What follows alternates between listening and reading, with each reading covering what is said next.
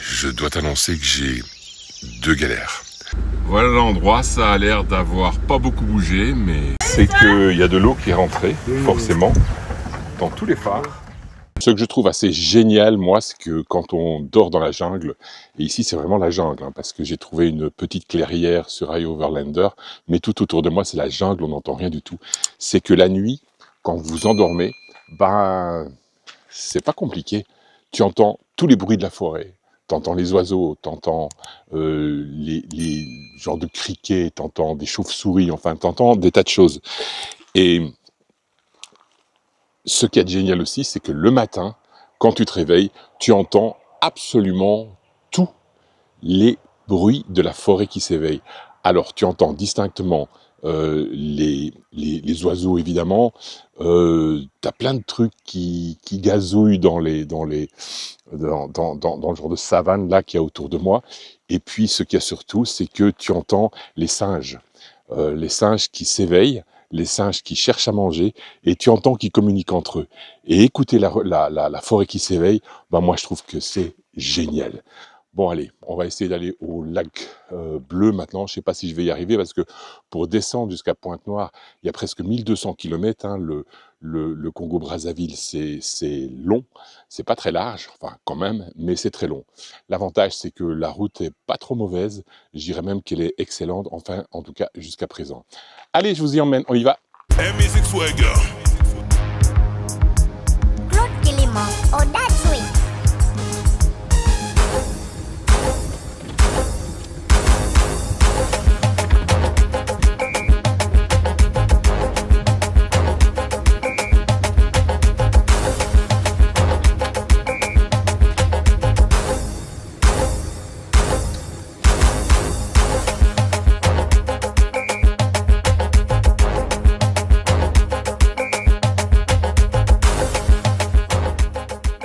Il est 8h30, il est temps pour moi de partir. J'ai passé la nuit dans un endroit vraiment extraordinaire. Je l'ai d'ailleurs checké sur High Overlander.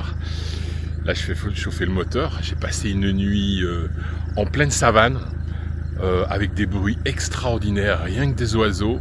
Rien que... Il n'y a pas eu de singe parce qu'il n'y a pas d'arbres, mais la nuit est vraiment dingue ici.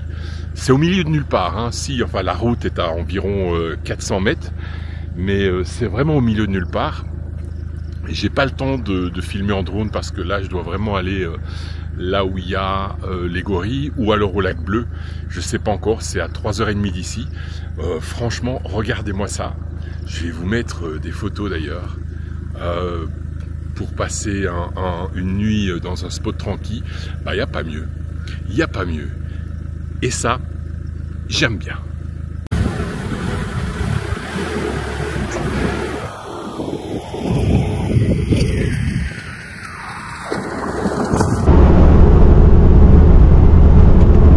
Le nord du Congo c'est terminé. Là j'ai fait à peu près 500 km depuis le dernier bivouac et puis le paysage change complètement. C'est devenu beaucoup plus plat. Enfin,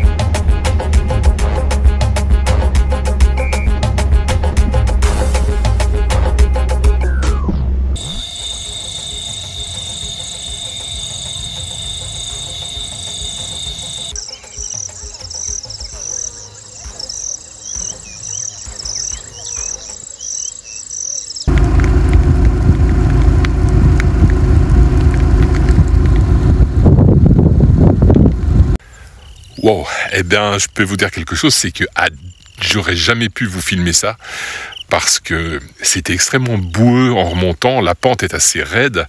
Il y avait des grosses ornières et franchement, si on avait été deux, on aurait pu mettre quelqu'un dehors qui vous filme tout ça.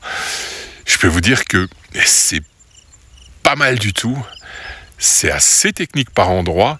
Il faut vraiment un 4x4 avec des pneus bout, quoi. Sinon on parvient pas à monter.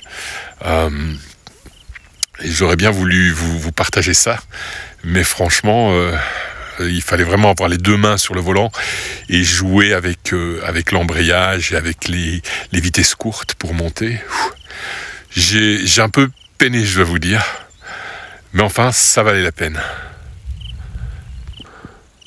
Le voilà, le lac bleu tout en bas, et il est vraiment bleu. Et le paysage ici est vraiment fantastique. On se rend pas bien compte sur la vidéo, mais la pente pour y arriver est vraiment très raide.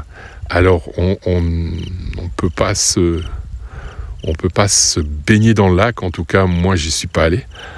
Mais on peut pas dormir dans la réserve non plus, c'est interdit. Donc là, il va falloir que je rentre au bercail et que j'aille rejoindre la route qui va me mener cette fois soit au Gorille, soit tout simplement vers Pointe-Noire, où je vais rejoindre l'océan, prendre quelques jours de détente, et puis après ces jours de détente, ce sera la traversée de la République démocratique du Congo, où là je vais essayer de faire ça rapidos, et puis entrer en Angola.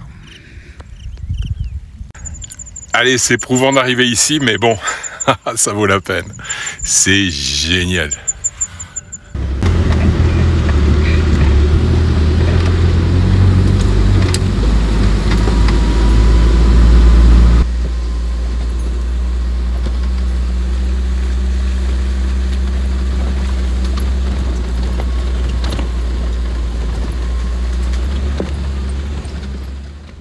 Il est 6h30 du matin, je viens de me réveiller et je dois t'annoncer que j'ai deux galères. La première galère, c'est que hier, il a plu énormément ici et comme toujours, on cherche un endroit pour passer la nuit puisqu'il n'y a strictement rien sur cette route qui va du nord du Congo au sud. Donc on se réfugie un peu sur iOverlander, on compte sur cette application. J'ai trouvé un spot qui est utilisé par des tas d'Overlanders avant moi. Voilà, le gros problème c'est que pour y arriver, il a fallu prendre un petit chemin donc qui sort de la route. Lorsque j'ai pénétré sur ce chemin, ben il y avait pas mal d'eau. Ça ressemblait à une petite rivière, mais gentille quoi, rien de profond. Puis comme c'était un chemin, je me dis je vais continuer le chemin et puis j'arriverai à la clairière. Et malheureusement, en plein milieu de ce chemin, il y a eu un genre de renfoncement dans la route et Fred s'est retrouvé pratiquement sous eau jusqu'à la hauteur du dessus du capot.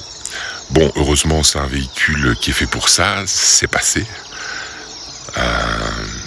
Mais quand je suis arrivé à la clairière, il y avait un souci, c'est qu'il y a de l'eau qui était rentrée dans les phares.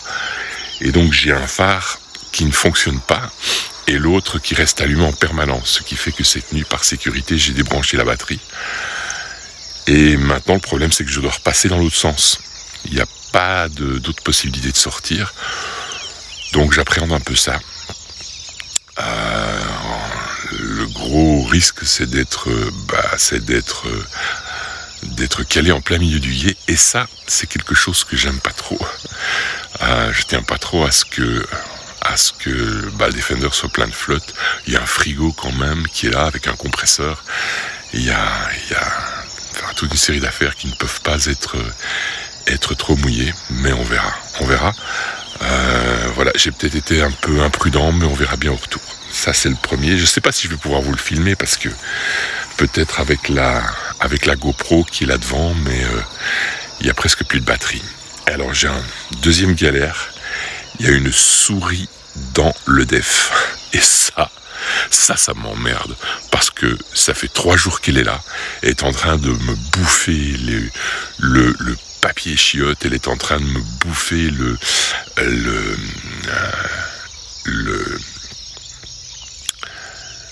sopalin, que vous dites ça en France, hein, c'est ça. Elle est en train de me bouffer, enfin les essuie-tout. Et donc j'aime pas du tout ça, parce que pour faire sortir une souris d'un def, c'est pas de la tarte. Ça, c'est l'endroit où je suis effectivement calé. Là, j'ai passé la nuit ici, assez calme, hein. C'est le moins qu'on puisse dire. On est au milieu de la savane. Le problème, c'est qu'il va falloir reprendre un petit chemin pour sortir de cette clairière et passer la... Je vais appeler ça la rivière maintenant. Mais c'est pas la traversée, hein. C'est vraiment rester dedans, quoi. On verra. Je vais attendre un petit peu que tout ça se tasse. En principe, il n'a pas plu de la nuit et normalement, aujourd'hui, on prévoit soleil. Donc j'espère que l'eau va se dissiper un peu. On verra bien. J'espère en tout cas, parce que ça va pas vraiment être de la tarte. Je sais pas pourquoi, mais qu'est-ce qui m'a pris d'aller me fourrer dans cette galère? Je comprends vraiment pas. Vraiment. J'aurais pas dû insister, mais bon, la nuit tombait, il fallait trouver un endroit pour dormir. Et là, c'est le chemin qu'il va falloir emprunter pour arriver à la route. Et puis, on verra. Bon, au niveau batterie, on est bon, on a de la charge. Donc, ça devrait démarrer si tout va bien. On va essayer ça. J'ai un petit bouton là pour démarrer. Ça, c'est pour éviter les problèmes de barillet. Jusque là, tout va bien. Il ne me reste plus qu'à aller jusqu'au début de la piste et puis on verra. Voilà l'endroit, ça a l'air d'avoir pas beaucoup bougé, mais de toute façon, il n'y a pas le choix, faut y aller. On va traverser ça et on va voir ce que ça donne. La route est là-bas, juste derrière. Il n'y a pas moyen de passer sur les côtés, donc on y va. Ouf, ça y est, on est passé. Je vous dis pas, hein, il y a de l'eau qui est rentrée jusque sur le pare-brise. Ça fume là-bas derrière. Ça fume au pot d'échappement évidemment, donc je pense qu'il faut rouler un peu. Et c'est ce que je vais faire.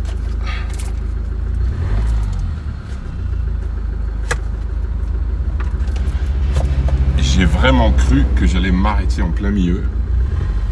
Et maintenant on y va.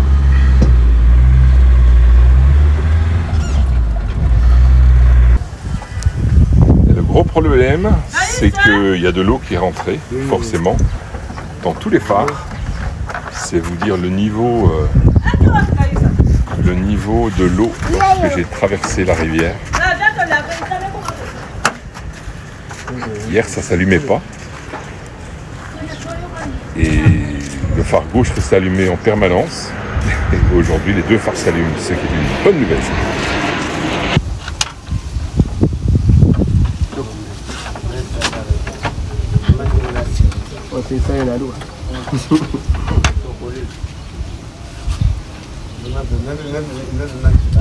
Then she got around.